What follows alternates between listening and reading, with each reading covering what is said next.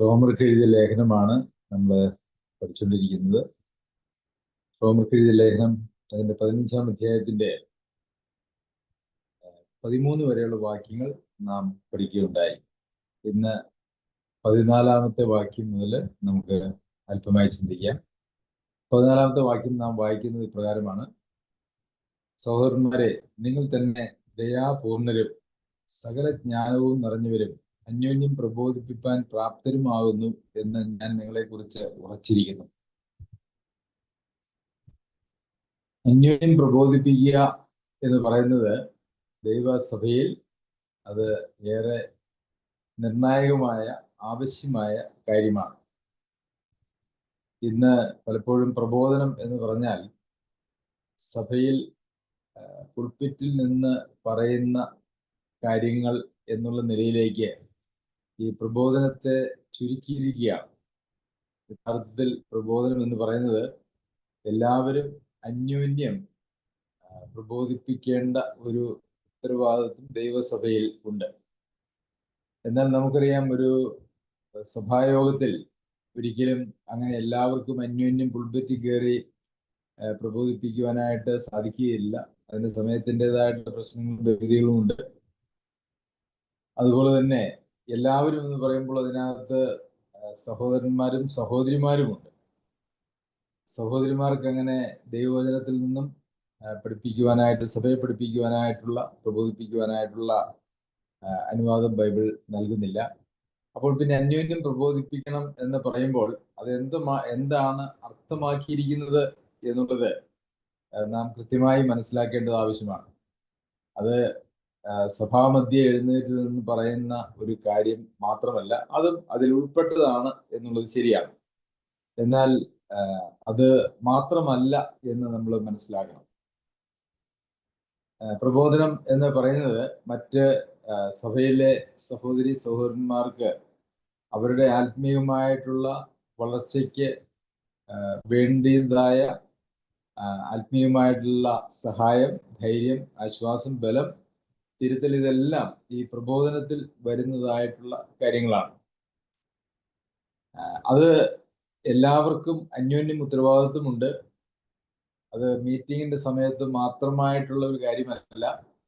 സഹോദരി സഹോദരന്മാർ തമ്മിലുള്ളതായിട്ടുള്ള ബന്ധം എന്ന് പറയുന്നത് അത് കേവലം മീറ്റിങ്ങിൽ മാത്രം ഒതുങ്ങുന്നതായിട്ടുള്ള ഒന്നല്ല, ആയിരുന്നില്ല 1-ാം നൂറ്റാണ്ടിൽ എന്നുള്ളത് നാം മനസ്സിലാക്കണം. പ്രത്യേകിച്ച് ഒരു കോളനി പോലെ താമസിക്കുന്നതായിട്ടുള്ള സാഹചര്യമാണല്ലോ ലോകത്തെ മിക്കവാറും ഒക്കെ ആ കാലഘട്ടങ്ങളിലും, പ്രത്യേകിച്ച് ഇന്ത്യയിലൊക്കെ നമ്മൾ നോക്കിയാൽ, ഇവിടെ ഇന്ത്യയിലേക്ക് നോക്കിയാൽ ആളുകളൊക്കെ അങ്ങനെയാണ് ജീവിക്കുന്നത്. അപ്പോൾ അവർ നിരന്തരം കാണുകയും സംസാരിക്കുകയും ഒക്കെ ചെയ്യുന്ന ആളുകളാണ്, ഒരുമിച്ച് ജോലി ചെയ്യുന്ന ആളുകളാണ്. അപ്പോൾ അങ്ങനെയുള്ള എല്ലാ സമയങ്ങളിലും അന്യോന്യം പ്രബോധിപ്പിക്കുവാനായിട്ട് നമുക്ക് സാധിക്കും. അന്യോന്യം പ്രബോധിപ്പിക്കേണ്ടത് ഉത്തരവാദിത്വവും ആണ് എന്നുള്ളത് നമുക്കറിയാം. പക്ഷെ എന്നാൽ അങ്ങനെ പ്രബോധിപ്പിക്കണമെങ്കിൽ അതങ്ങനെ എല്ലാവർക്കും അങ്ങനെ പ്രബോധിപ്പിക്കുവാൻ കഴിയുമോ എന്നുള്ള ഒരു ചോദ്യമുണ്ട്. എന്നാൽ പ്രബോധിപ്പിക്കുവാനായിട്ട് എല്ലാവർക്കും കഴിയുകയില്ല. അന്യോന്യം പ്രബോധിപ്പിക്കണമെന്ന് പ്രമാണമുള്ളപ്പോൾ തന്നെ ആ പ്രബോധനം പറയുന്ന ആളുകൾക്ക്, അല്ലെങ്കിൽ മറ്റുള്ളവരെ പ്രബോധിപ്പിക്കുവാനായിട്ട് പോകുന്ന ആളുകൾക്ക് ചില യോഗ്യതകൾ ഇവിടെ നമുക്ക് ഈ വാക്യത്തിൽ കാണുവാനായിട്ട് സാധിക്കും.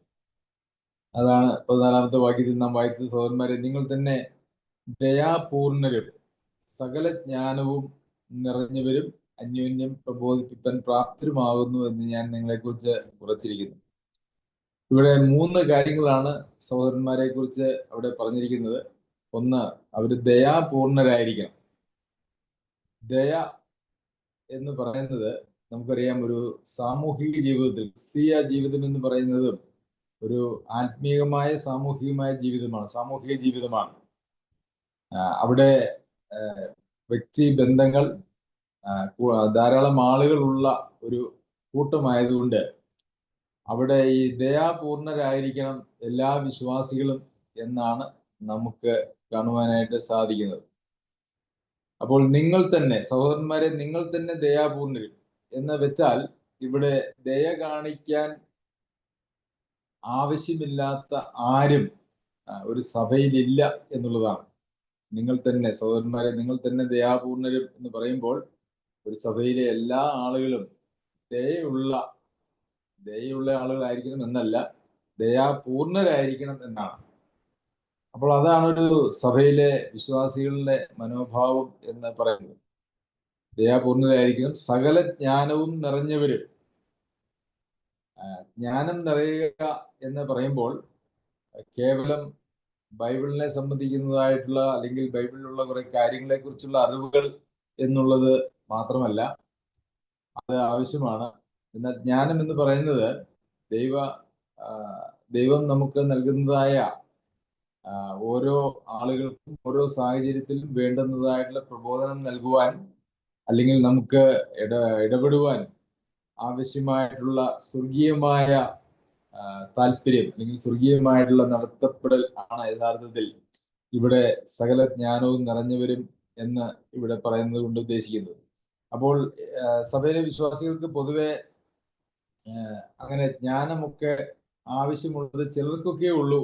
അല്ലെങ്കിൽ ഒരുപക്ഷെ ശുശ്രൂഷ ചെയ്യുന്ന ആളുകൾക്കോ സഭയിൽ പ്രബോധനം പറയുന്ന ആളുകൾക്കൊക്കെ ജ്ഞാനം വേണം. എന്നാൽ എല്ലാവർക്കും അത് ആവശ്യമില്ല എന്നുള്ള ഒരു ചിന്ത പൊതുവെ ആളുകൾക്ക് ഉണ്ടാവാൻ സാധ്യതയുണ്ട്. എന്നാൽ അത് ശരിയല്ല. എല്ലാവർക്കും അത് ആവശ്യമാണ്. കാരണം യാക്കോബ് എഴുതിയ ലേഖനത്തിലും നമ്മൾ വായിക്കുന്നത്, നിങ്ങളിൽ ഒരുവന് ജ്ഞാനം കുറവാകുന്നുവെങ്കിൽ മത്സിക്കാതെ ധാരാളമായി കൊടുക്കുന്ന ദൈവത്തോട് ചോദിക്കട്ടെ എന്നാണ്. അപ്പോൾ ജ്ഞാനം കുറഞ്ഞ് ജീവിക്കാനായിട്ടുള്ള ഒരു സാധ്യത ആരെക്കുറിച്ചും ഒരു ദൈവസഭയിലില്ല. എന്നാൽ ഈ ജ്ഞാനം എന്ന് പറയുന്നത് എങ്ങനെ ലഭിക്കുന്നതാണ് എന്ന് ചോദിച്ചാൽ, അത് ദൈവത്തിൽ നിന്ന്, ദൈവാത്മാവിൽ നിന്ന് നമുക്ക് ലഭിക്കുന്നതാണ്. അതിന്റെ അടിസ്ഥാനം എന്ന് പറയുന്നത് ദൈവത്തോടുള്ള ഭയവും അനുസരണവും ഭക്തിയും ഒക്കെയാണ്. യഹോഭക്തി ജ്ഞാനത്തിന്റെ ആരംഭമാകുന്നു എന്ന് നമ്മൾ വായിക്കുന്നുണ്ട്. നമുക്ക് ലോകത്തിലുള്ള ഏതെങ്കിലും കുറെ കാര്യങ്ങളെ കുറിച്ചോ ഭൗതിക കാര്യങ്ങളെ കുറിച്ചോ അല്ലെങ്കിൽ ബൈബിളിലെ ഏതെങ്കിലും വിഷയത്തെ സംബന്ധിച്ചോ ഒക്കെയുള്ള ആഴമായിട്ടുള്ള ഒരു അറിവ് എന്നുള്ള നിലയിലല്ല നമ്മൾ ജ്ഞാനത്തെ കാണേണ്ടത്. നമ്മുടെ ഓരോ ജീവിത സാഹചര്യങ്ങളിലും നാം ദൈവപ്രസാദമായിട്ട് ജീവിക്കുന്നത് കൊണ്ടും ജീവിക്കാൻ വേണ്ടിയും ഓരോ സാഹചര്യങ്ങളിലും നാം എങ്ങനെ ആ സാഹചര്യങ്ങളെ കാണണം, കണക്കാക്കണം എന്നുള്ളത് അറിയുന്നതാണ് ജ്ഞാനം. അറിവ് അതിന്റെ പ്രവർത്തന തലത്തിൽ കൊണ്ടുവരുവാൻ കഴിയുന്നതാണ് ജ്ഞാനം അല്ലെങ്കിൽ പരിജ്ഞാനം എന്നൊക്കെ പറയുന്നത് എന്ന് നമുക്കറിയാം. അപ്പോൾ ജ്ഞാനം നിറഞ്ഞവരായിരിക്കണം. പിന്നെ അന്യോന്യം പ്രബോധിപ്പിക്കാൻ പ്രാപ്തരുമാകുന്നു. യഥാർത്ഥത്തിൽ ദയാപൂർണരും ജ്ഞാനം നിറഞ്ഞവരും ആയാൽ മാത്രമേ അന്യോന്യം പ്രബോധിപ്പിക്കുവാനായിട്ട് പ്രാപ്തരാകുകയുള്ളൂ എന്നുള്ളതും അതിന്റെ ഒരു യാഥാർത്ഥ്യമാണ്. അന്യോന്യം പ്രബോധിപ്പിക്കാനായിട്ട് ഒരു പ്രാപ്തി ആവശ്യമുണ്ട്. അതിനകത്ത് ദൈവ വചനത്തെ സംബന്ധിക്കുന്ന കൃത്യമായിട്ടുള്ള അറിവ് അതിനകത്ത് ആവശ്യമാണ്. അതുമാത്രവുമല്ല, ദൈവവചനത്തിന്റെ അനുസരണത്തിൽ ജീവിക്കുന്നതായിട്ടുള്ള ആളുകൾക്ക് മാത്രമേ മറ്റുള്ളവരെ പ്രബോധിപ്പിക്കുവാനായിട്ട് കഴിയുള്ളൂ. പ്രബോധനം എന്ന് പറയുന്നത് ദൈവവചന ശുശ്രൂഷ അല്ലെങ്കിൽ ഒരു പ്രസംഗം, ദൈവവചനം പഠിപ്പിക്കുക മുതലായിട്ടുള്ള കാര്യങ്ങൾക്ക് സമാനമായിട്ടുള്ള കാര്യങ്ങളാണ്. അതുകൊണ്ട് ദൈവവചനം പഠിപ്പിക്കുന്ന ആളുകൾക്ക് ആവശ്യമായിട്ടുള്ള യോഗ്യതകൾ യഥാർത്ഥത്തിൽ അങ്ങനെ പ്രബോധനം പറയുന്നതായിട്ടുള്ള ആളുകൾക്കും ആവശ്യമാണ്. അവർക്ക് ഈ സകല ജ്ഞാനവും നിറഞ്ഞവരും ദയാപൂർണരും ആയിരിക്കുന്ന ആളുകൾക്ക് മാത്രമേ അന്യോന്യം പ്രബോധിപ്പിക്കുവാനായിട്ട് സാധിക്കുകയുള്ളൂ. അപ്പോൾ ഇത് എല്ലാവരും സ്വായത്തമാക്കേണ്ട അല്ലെങ്കിൽ ദൈവത്തിൽ നിന്ന് പ്രാപിക്കേണ്ടതായിട്ടുള്ള ഒരു ഗുണമാണ്, അല്ലെങ്കിൽ 3 ഗുണങ്ങളാണ് ഇവിടെ നമുക്ക് കാണാനായിട്ട് കഴിയുന്നത്. ഒരു വിശ്വാസി, ഒരു സഭയിലെ അംഗമായിരിക്കുന്ന നാം എത്രത്തോളം സഭയോടുള്ള ഉത്തരവാദിത്വവും കടപ്പാടും ഉണ്ട് എന്ന് നമുക്ക് ഈ വാക്യത്തിൽ നിന്നും മനസ്സിലാക്കുവാനായിട്ട് സാധിക്കും. നാം പഠിച്ചുകൊണ്ടിരിക്കുന്ന വേദഭാഗങ്ങളിലെല്ലാം അത് നമുക്ക് വളരെ കൃത്യമായി നമ്മൾ പഠിക്കുകയും കാണുകയും ചെയ്യുന്നുണ്ട്. സഭാജീവിതം എന്ന് പറയുന്നത് ദൈവമുമ്പാകെ വളരെ ഉത്തരവാദിത്വമുള്ള ഒരു ജീവിതമാണ്. ദൈവമുമ്പാകെ അന്യോന്യമുള്ള ഉത്തരവാദിത്വവും ദൈവത്തോടുള്ള ഉത്തരവാദിത്വവും നമുക്ക് ഈ സഭാജീവിതത്തിൽ ഉണ്ട് എന്നുള്ളത് നമുക്ക് മറക്കുവാനായിട്ട് പാടില്ല. പ്രിയമുള്ളവരെ, നമുക്ക് പലപ്പോഴും ഈ പ്രബോധിപ്പിക്കാൻ പ്രാപ്തരായിരിക്കണം എന്നൊക്കെ പറയുമ്പോൾ ഞാൻ പലപ്പോഴും ശ്രദ്ധിച്ചിട്ടുണ്ട്. പല ആളുകളും മറ്റ് സഹോദരങ്ങൾക്ക് കൊടുക്കുന്നതായിട്ടുള്ള ചില പ്രബോധനങ്ങളൊക്കെ വചനവിരുദ്ധവും അതുപോലെ തന്നെ ദൈവിക പ്രമാണങ്ങൾക്ക് നിരക്കാത്തതുമായിട്ടുള്ള പ്രബോധനങ്ങൾ കൊടുക്കുന്നത് ഞാൻ ശ്രദ്ധിച്ചിട്ടുണ്ട്. പ്രത്യേകിച്ച് അവർ തമ്മിലുള്ള വ്യക്തിപരമായിട്ടുള്ള സംസാരങ്ങളിൽ പ്രബോധനം നടത്തുമ്പോൾ യഥാർത്ഥത്തിൽ പ്രബോധനം ലഭിച്ചാണ് ആളുകൾ പിരിയേണ്ടത്. എന്നാൽ ചില ആളുകളൊക്കെ പ്രബോധിപ്പിക്കാൻ ശ്രമിച്ചാൽ ആളുകൾ കൂടുതൽ നിരാശയിലേക്കും കൂടുതൽ പ്രശ്നങ്ങളിലേക്കും അവര് ആഴ്ന്നിറങ്ങി പോകുന്ന അവസ്ഥയും നമുക്ക് കാണുവാനായിട്ട് സാധിക്കും. ഒരുപക്ഷെ നല്ല ഉദ്ദേശത്തോടു കൂടിയായിരിക്കും പല കാര്യങ്ങളും പറയുന്നത്. എന്നാൽ ആ പറയുന്നത് കൊണ്ട് നല്ല ഗുണമുണ്ടാകുന്നില്ല. അതുകൊണ്ട് ഗുണമുണ്ടാകുന്നില്ല എന്ന് മാത്രവുമല്ല, പലപ്പോഴും അതുകൊണ്ട് ദോഷമുണ്ടാകുന്നു എന്നുള്ള ഒരു പ്രശ്നവുമുണ്ട്. അപ്പോൾ നാം വാക്കുകൾ ഉപയോഗിക്കുമ്പോൾ മറ്റുള്ളവരുടെ പ്രത്യേകതകളും അവരുടെ അവസ്ഥകളും അവരുടെ സാഹചര്യങ്ങളും അവരുടെ ആത്മീയ നിലവാരവും ഒക്കെ അനുസരിച്ച് അതിന് ആനുപാതികമായി സംസാരിക്കാൻ കഴിയുക എന്ന് പറയുന്നത് ഏറെ ജ്ഞാനം ആവശ്യമായിട്ടുള്ള കാര്യമാണ് എന്ന് നമുക്കറിയാമല്ലോ. അതുകൊണ്ട് നമുക്ക് മറ്റുള്ളവരെ പ്രബോധിപ്പിക്കുവാനായിട്ട് സാധിക്കണമെങ്കിൽ സ്വർഗീയമായിട്ടുള്ള ജ്ഞാനം, അത് മനുഷ്യരിൽ നിന്നുള്ള ജ്ഞാനമല്ല, ലോകത്തിന്റെ ജ്ഞാനമല്ല, സ്വർഗീയമായിട്ടുള്ള ജ്ഞാനം പ്രാപിച്ചവരായിരിക്കണം. അതിനുള്ള വഴി എന്ന് പറയുന്നത് യഥാർത്ഥത്തിൽ ദൈവത്തോടുള്ള ഭയത്തിലും ഭക്തിയിലും സ്നേഹത്തിലും അനുസരണത്തിലും ജീവിക്കുമ്പോൾ നമുക്ക് ലഭിക്കുന്നതാണ്. അതുകൊണ്ട് നാം ഏറെ ശ്രദ്ധിക്കേണ്ടതായിട്ടുള്ള ആവശ്യമുണ്ട്. നമ്മുടെ വാക്കുകൾ മുഖാന്തരം ആളുകൾക്ക് നിരുത്സാഹം വരുവാനായിട്ടല്ല, മറിച്ച് ഉത്സാഹം വരാനായിട്ട് ആവശ്യമുണ്ട്. അത് നടക്കുന്നില്ല എങ്കിൽ പലപ്പോഴും പ്രബോധനം എന്ന് പറയുന്നത് അർത്ഥശൂന്യമായി മാറുന്നു, അത് ദോഷമായി മാറുന്നു എന്നുള്ളത് നമുക്ക് കാണാം. അപ്പോൾ സകല ജ്ഞാനവും നിറഞ്ഞവരും അന്യോന്യം പ്രബോധിപ്പാൻ പ്രാപ്തരും ദയാപൂർണരുമായിട്ട് ആണ് ഓരോരുത്തരും ദൈവസഭയിൽ ജീവിക്കേണ്ടത്. നമുക്ക് നമ്മളെ കുറിച്ച് തന്നെ ഒന്ന് പരിശോധിക്കാം. നമ്മളെല്ലാവരും ദയാപൂർണരാണോ? അതായത് ദയാപൂർണർ എന്ന് പറഞ്ഞാൽ ദയ അർഹിക്കുന്നതായ എല്ലാവരോടും ദയ കാണിക്കാനായിട്ടുള്ള ഒരു മനസ്സും താല്പര്യവും ഉള്ള ആളുകളാണോ നാം? ദയ അർഹിക്കുന്നതായിട്ടുള്ള എല്ലാവരോടും ദയ കാണിക്കാൻ പല നിലകളിലായിരിക്കും ആളുകൾക്ക് ദയ ആവശ്യമുള്ളത്. അത് കാണിക്കാനായിട്ട് നമ്മളെല്ലാവരും, ഒരു സഭയിലെ എല്ലാവരും വളരെ ഉത്സാഹവും താല്പര്യവും അല്ലെങ്കിൽ ആ കാര്യത്തിൽ സമർപ്പണവുമുള്ള ആളുകളായിരിക്കണം. അതുപോലെ സകല ജ്ഞാനവും, എന്തെങ്കിലും കുറച്ച് കാര്യങ്ങൾ അറിയുക എന്നുള്ളതല്ല, ഈ സകല ജ്ഞാനവും എന്ന് പറയുന്നത് കൊണ്ട് അത് യഥാർത്ഥത്തിൽ വളരെ വ്യത്യസ്തമായിട്ടുള്ള പ്രശ്നങ്ങളിലൂടെ കടന്നു പോകുന്ന ആളുകളാണ് വിശ്വാസികളിൽ എല്ലാവരും തന്നെ. അവരോരോരുത്തരും അഭിമുഖീകരിക്കുന്നതായിട്ടുള്ള പ്രശ്നം എന്ന് പറയുന്നത് വളരെ വ്യത്യസ്തമാണ്. അപ്പോൾ ഓരോ വ്യത്യസ്തമായിട്ടുള്ള പ്രായത്തിലുള്ള ആളുകൾ, വ്യത്യസ്തമായിട്ടുള്ള ആത്മീയമായിട്ടുള്ള നിലവാരത്തിലുള്ള ആളുകൾ, വ്യത്യസ്തമായിട്ടുള്ള പ്രശ്നങ്ങളിലൂടെ കടന്നു പോകുന്ന ആളുകൾ, അവരുമായിട്ട് ഉള്ള സംസർഗ ജീവിതത്തിൽ, സഭാ ജീവിതത്തിൽ ഏറെ ജ്ഞാനം എല്ലാവരുമായിട്ടും ഇടപെടുന്നതിനും ദൈവസഭയുടെ നന്മയ്ക്കും ആവശ്യമുണ്ട്. അതുകൊണ്ട് സകല ജ്ഞാനവും നിറഞ്ഞവരുമായിരിക്കണം. ഈ സകല ജ്ഞാനവും നിറഞ്ഞുക എന്ന് പറയുന്നത് അത് ദൈവാത്മാവിനാൽ മാത്രം സംഭവിക്കുന്ന, ദൈവവചനത്തിലൂടെയും ഒക്കെ സംഭവിക്കുന്ന ഒരു കാര്യം മാത്രമാണ്. അതല്ലാതെ ഏതെങ്കിലും പുസ്തകം പഠിച്ചോ ഏതെങ്കിലും അങ്ങനെയൊന്നും ലഭിക്കുന്നതായിട്ടുള്ള, അല്ലെങ്കിൽ അങ്ങനെ ലഭിക്കാൻ ഉദ്ദേശിച്ചിട്ടുള്ളതായിട്ടുള്ള കാര്യമല്ല എന്നുള്ളത് നമുക്ക് കാണാൻ സാധിക്കും. ഈ അന്യോന്യം പ്രബോധിപ്പാൻ പ്രാപ്തരാകുന്നു എന്ന് പറയുമ്പോൾ പ്രബോധിപ്പിക്കുവാനായിട്ട് ആവശ്യമുണ്ട് എന്നുള്ളതും ശരിയാണ്. നമ്മൾ അന്യോന്യം പ്രബോധിപ്പിച്ചു കഴിയുമ്പോൾ ആളുകൾക്ക് ആത്മീയമായിട്ടുള്ള വർധനവ് പ്രാപിക്കണം, ഉത്സാഹം പ്രാപിക്കണം, വിശുദ്ധീകരണം പ്രാപിക്കണം, കർത്താവുമായിട്ടുള്ള ബന്ധത്തിൽ ഏറെ വർദ്ധിച്ചു വരണം. ഇങ്ങനെയുള്ള ലക്ഷ്യങ്ങളാണ് അതുകൊണ്ട് ഉദ്ദേശിക്കുന്നത്. അപ്പൊ അങ്ങനെയുള്ള ലക്ഷ്യങ്ങളിലേക്ക് വിശ്വാസികളെ കൊണ്ടുപോകുന്നതിന്റെ പ്രാഥമിക ഉത്തരവാദിത്വം പലപ്പോഴും അത് സഭാ ശുശ്രൂഷകന്മാർ ആണ് നിർവഹിക്കേണ്ടത് എന്നുള്ള ചിന്തയാണ് പൊതുവെ ആളുകൾക്കുള്ളത്. എന്നാൽ അങ്ങനെയല്ല. ഇതൊരു വലിയ കൂട്ടുത്തരവാദിത്വമാണ്. ഒരു ശരീരത്തിന്റെ അവയവങ്ങൾ ചേർന്നിരുന്ന് അന്യോന്യം കോംപ്ലിമെന്ററി ആയിട്ട് സഹകരണത്തോടെ പ്രവർത്തിക്കുന്നത് പോലെ ഒരു സഭയിലെ എല്ലാ അംഗങ്ങൾക്കും ഈ കാര്യത്തിൽ വലിയ ഉത്തരവാദിത്വമുണ്ട്. അതിനുള്ള പ്രാപ്തി നമുക്ക് ഉണ്ടാവേണ്ടത് ആവശ്യമാണ്. ആ ഉത്തരവാദിത്വം നിർവഹിക്കേണ്ടത്, അതിനുള്ള പ്രാപ്തി ഉണ്ടാകേണ്ടത് ആവശ്യവുമാണ്. നമ്മുടെ ഔദ്യോഗിക മീറ്റിങ്ങിൽ എന്നുള്ളതിനേക്കാൾ അനൗദ്യോഗികമായിട്ടുള്ള സംസാരങ്ങളിലാണ് കൂടുതലും ഈ അന്യോന്യം നമ്മൾ പ്രബോധിപ്പിക്കുക എന്ന് പറയുന്നത് നടക്കുന്നത്. ഔദ്യോഗിക മീറ്റിങ്ങുകളിലെ പ്രബോധനത്തെ കുറിച്ചാണ് പൊതുവെ ആളുകൾ ചിന്തിക്കുന്നത്. എന്നാൽ അത് മാത്രമല്ല, നാം ഫോൺ ചെയ്യുമ്പോഴോ തമ്മിൽ കാണുമ്പോഴോ അല്ലെങ്കിൽ മനഃപൂർവ്വമായിട്ട് തമ്മിൽ കാണുവാനായിട്ട് ആവശ്യമുള്ള സാഹചര്യങ്ങൾ അങ്ങനെയും നാം ചെയ്യേണ്ടത് ആവശ്യമാണ്. അതിലൂടെയൊക്കെ നമുക്ക് ആത്മീയ വർധനാവ് പ്രാപിക്കേണ്ടത് ആവശ്യമാണ്.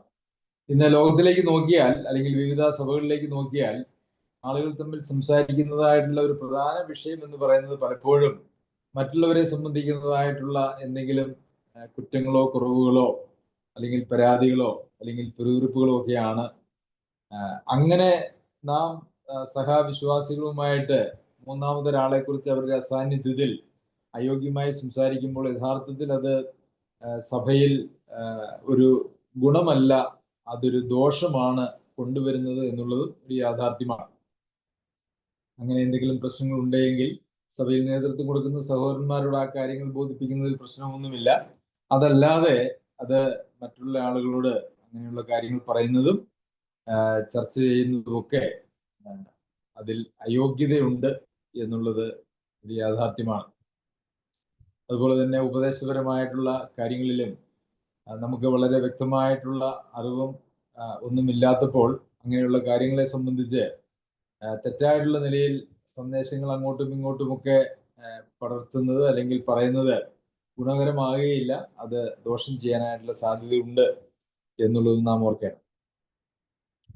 അപ്പോൾ ഒരു സഭയിലുള്ള കൂട്ടുത്തരവാദിത്വത്തിന്റെ പ്രാധാന്യവും അതിന് വേണ്ടുന്നതായിട്ടുള്ള നമ്മുടെ പ്രാപ്തികളുമാണ് ഈ ഒരു വാക്യത്തിൽ നമുക്ക് കാണാനായിട്ട് സാധിക്കുന്നത്. പിന്നെ പൗലോസ് അപ്പോസ്തലൻ തുടർന്ന് പറയുന്നത്, എങ്കിലും ജാതികൾ എന്ന വഴിപാട് പരിശുദ്ധാത്മാവിനാൽ വിശുദ്ധീകരിക്കപ്പെട്ട് പ്രസാദകരമായി തീരുവാൻ ഞാൻ ദൈവത്തിന്റെ സുവിശേഷ ഘോഷണം പുരോഹിതനായി അനുഷ്ഠിച്ചുകൊണ്ട് ജാതികളിൽ ക്രിസ്തുയേശുവിന്റെ ശുശ്രൂഷകനായിരിക്കേണ്ടതിന് ദൈവം എനിക്ക് നൽകിയ കൃപ നിമിത്തം നിങ്ങളെ ഓർമ്മപ്പെടുത്തും വണ്ണം ഞാൻ ചിലയിടത്ത് അതിധൈര്യമായി നിങ്ങൾക്ക് എഴുതിയിരിക്കുന്നു. ഇവിടെ വളരെ നീളമുള്ള ഒരു വാക്യമാണ്.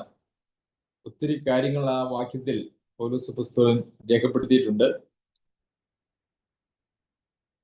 നാം ലേഖനം പഠിക്കുവാൻ ആരംഭിച്ചപ്പോൾ മുതൽ പലപ്പോഴും ഞാൻ നിങ്ങളെ ഓർമ്മപ്പെടുത്തിയതായിട്ടുള്ള ഒരു കാര്യമുണ്ട്.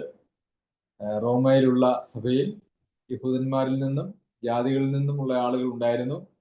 അവർ തമ്മിൽ അന്യോന്യം അംഗീകരിക്കാൻ കഴിയാത്തതായിട്ടുള്ള ഒരു സാഹചര്യവും ആ സഭയിൽ ഉടലെടുത്തിരുന്നു. അത് മനസ്സിലുള്ളപ്പോൾ തന്നെയാണ് പൗലോസ് അപ്പോസ്തലൻ ഈ ലേഖനത്തിൽ എഴുതിയിരിക്കുന്നതായിട്ടുള്ള അനേക കാര്യങ്ങളും ചില കാര്യങ്ങളൊക്കെ വളരെ ശക്തമായിട്ട് എഴുതിയിട്ടുണ്ട്. അതൊക്കെ നമ്മൾ വായിക്കുകയും പഠിക്കുകയും ചെയ്യുകയുണ്ടായി. അപ്പോൾ ഇവിടെ പറഞ്ഞിരിക്കുന്നത്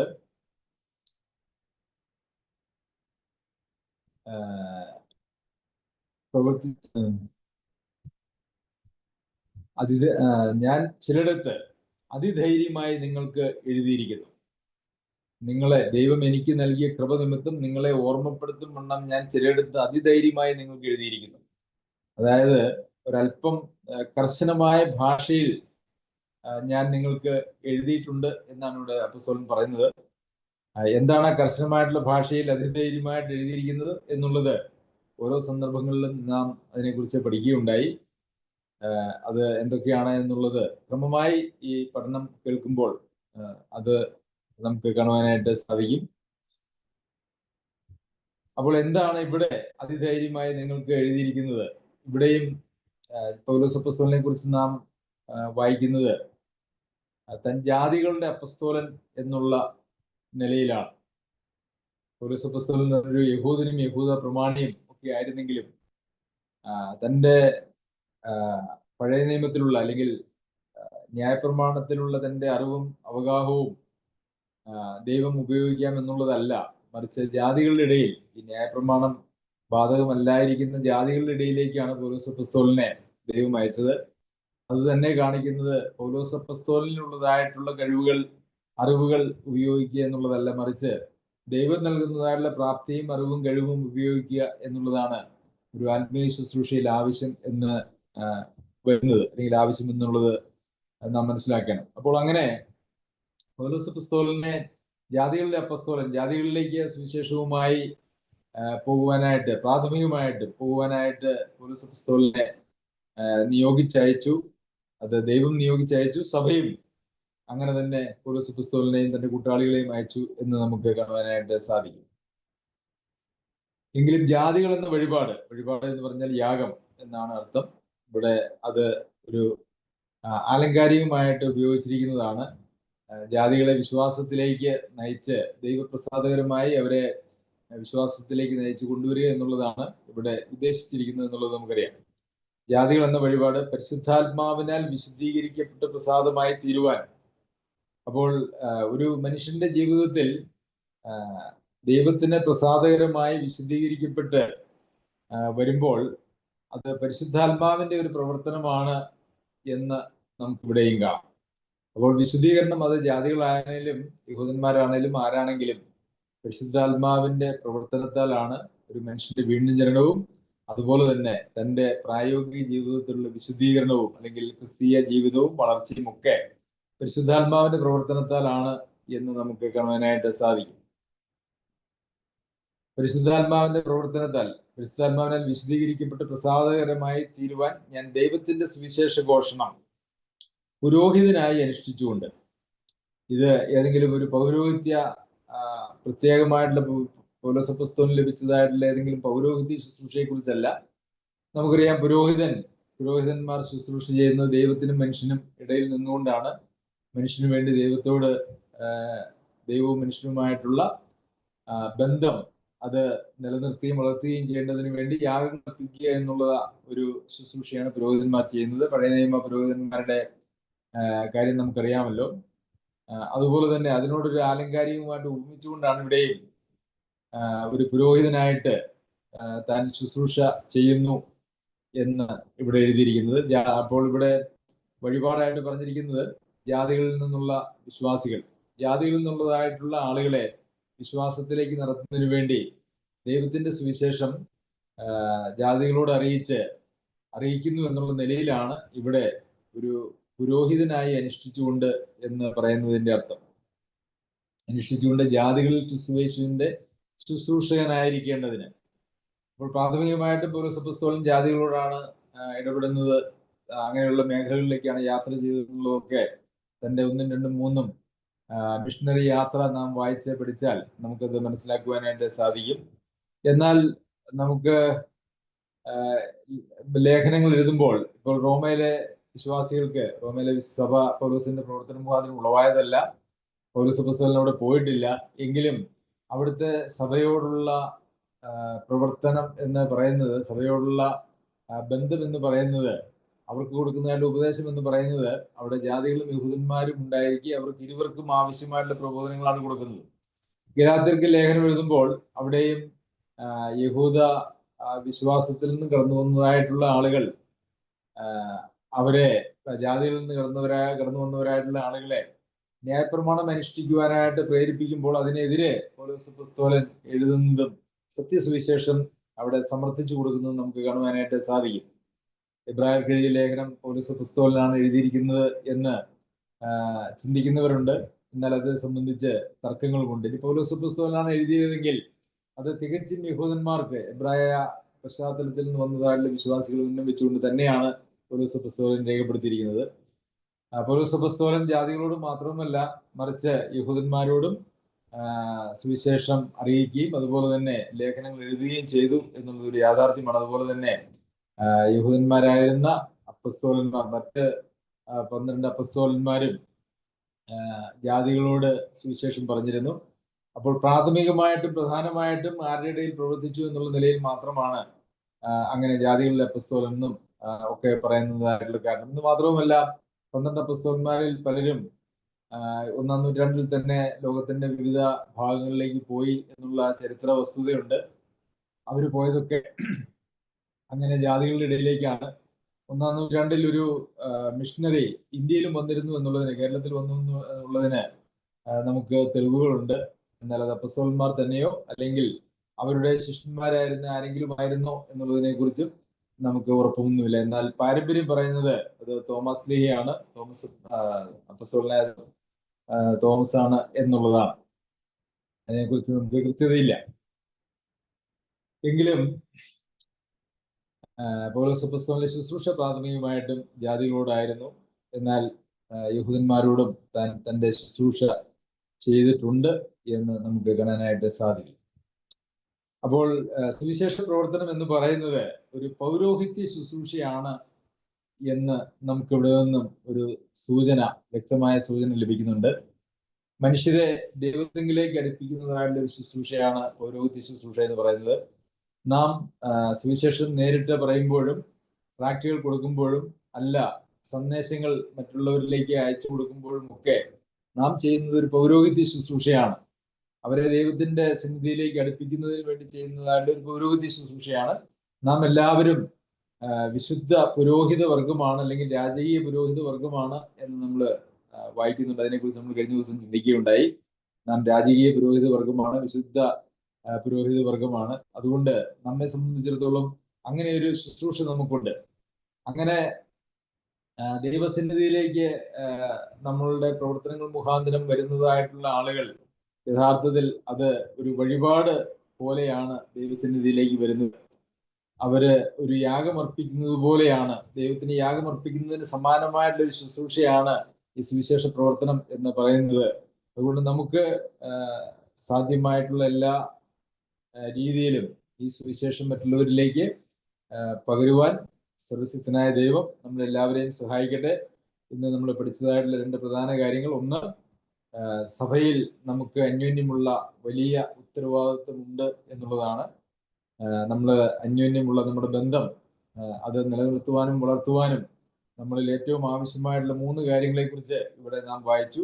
ദയാപൂർണരായിരിക്കണം, സകല ജ്ഞാനവും നിറഞ്ഞവരായിരിക്കണം, അന്യോന്യം പ്രബോധിപ്പിക്കുവാനായിട്ട് പ്രാപ്തരായിരിക്കണം. അന്യോന്യം പ്രബോധിപ്പിക്കാൻ പ്രാപ്തരാകുമ്പോൾ അന്യോന്യം പ്രബോധിപ്പിക്കുവാനായിട്ട് നമുക്ക് സാധിക്കും. ദയാപൂർണരാണെങ്കിൽ നമുക്ക് ദയ കാണിക്കുവാനായിട്ട് സാധിക്കും. സകല ജ്ഞാനവും നിറഞ്ഞവരാണെങ്കിൽ നമുക്ക് ആ ജ്ഞാനം മറ്റുള്ളവരിലേക്ക് പകരുവാനും മറ്റുള്ളവരെ ദൈവസന്നിധിയിൽ നമുക്ക് വളർത്തുവാനായിട്ടും സാധിക്കും. അതുപോലെ തന്നെ ഒരു പൗരോഹിത്യ ശുശ്രൂഷ ദൈവം ജാതികളുടെ ഇടയിൽ പൗലോസ് അപ്പോസ്തലനെ ഏൽപ്പിച്ചതുപോലെ നമ്മെയും ഒരു പൗരോഹിത്യ ശുശ്രൂഷ ഏൽപ്പിച്ചിട്ടുണ്ട്. നാം അത് നടപടിയായി നിവർത്തിക്കേണ്ടത് ആവശ്യമാണ്. സർവശക്തനായ ദൈവം നമ്മെല്ലാവരെയും ഈ മേഖലയിൽ സഹായിക്കട്ടെ. അവന്റെ അതിപരിശുദ്ധ നാമം വാഴ്ത്തപ്പെടുമാറാകട്ടെ.